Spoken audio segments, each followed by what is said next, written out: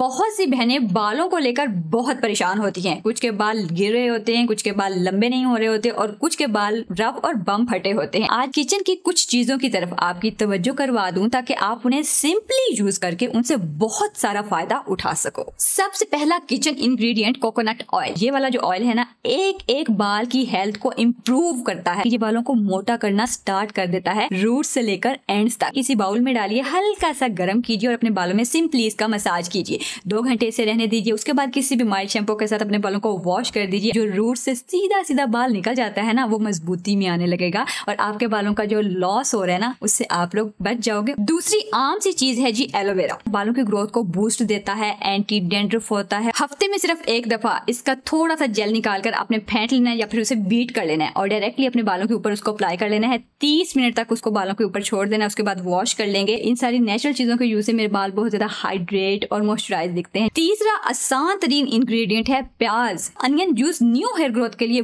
बहुत ज्यादा बेनिफिशियल है। खासकर बहुत स्पीड से हेयर फॉल हो रहा होता है या फिर एलोपेशिया का शिकार होते हैं, उनके लिए अनियन किसी नेमत से कम नहीं है। अनियन का रस निकाल लेना है और इसको किसी और ऑयल के अंदर मिक्स कर लेना है। मिक्स करने के बाद डायरेक्टली इसको अपने बालों पर लगा लेना है। रूट से लेकर एंड्स तक अच्छे से हल्का सा मसाज देना है। उसके बाद आपने 30 मिनट के बाद या 45 मिनट के बाद अपने बालों को किसी भी माइल्ड से शैम्पू के साथ वॉश कर देना है। चौथा जो हमारा इंग्रेडिएंट है ना, ये है जी एक अंडा। ये बालों के लिए एक प्रॉपर प्रोटीन और बायोटीन का सोर्स है। हफ्ते में 2 दफा सिर्फ दही के साथ या किसी भी ऑयल के साथ मिक्स करके हम अंडा अप्लाई करते रहते हैं अपने बालों के ऊपर, तो आप देखेंगे कि दिनों के अंदर हमारे बाल लंबे, सेहतमंद और घने हो गए हैं। अगर एक लाइन में बोलूं तो अंडा हमारे बालों के लिए सुपर फूड है। और 5 नंबर पर आता है जी बड़ा ही कमाल का इंग्रेडिएंट। मैं बात कर रही हूँ दही की। ये भी अंडे की तरह रिच इन प्रोटीन होता है। इसे डायरेक्टली भी यूज किया जा सकता है, लेकिन अगर रेमेडीज की तरफ आए तो डिफरेंट इंग्रेडिएंट के साथ मिक्स करके भी इसको यूजफुल बनाया जा सकता है, क्योंकि ये बालों को मॉइस्चर को लॉक करता है। और जिन लोगों को बहुत स्पीड के साथ हेयर फॉल होने लगता है, वो लोग दही का इस्तेमाल बढ़ा सकते हैं। मंथ में एक दफा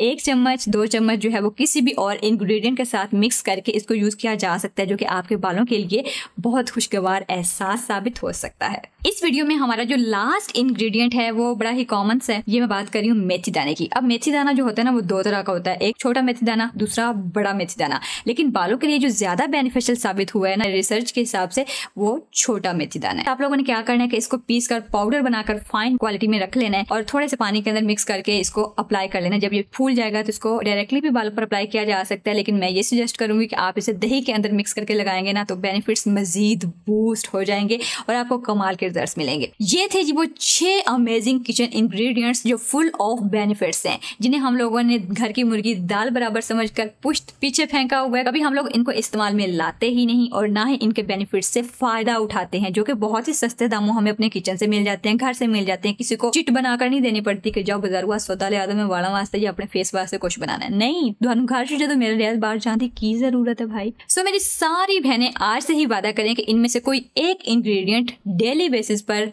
रेगुलरली यूज करेंगी। सो अपना बहुत सा ख्याल रखिए, दुआओं में याद रखिए। अल्लाह ताला आप लोगों को खुश और आबाद रखे। मिलते हैं जी नेक्स्ट वीडियो में। अल्लाह हाफिज।